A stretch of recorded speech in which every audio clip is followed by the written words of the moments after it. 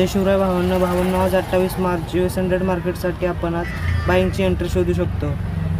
तर तुम्ही बघू शकता मी लेवल ड्रॉ केलेले आहेत. त्या लेवलनुसार आपण एंट्री प्लॅन करणार आहोत ब्रेकआउट ब्रेकडाऊनवरती. लेवल एकदा रिमूव्ह करून तुम्हाला दाखवतो कोणते लेवल ड्रॉ करायच्या.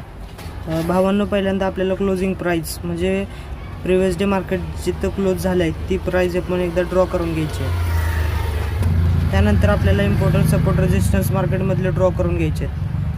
तुम्ही बघू शकता मी ड्रॉ करून घेतलेत.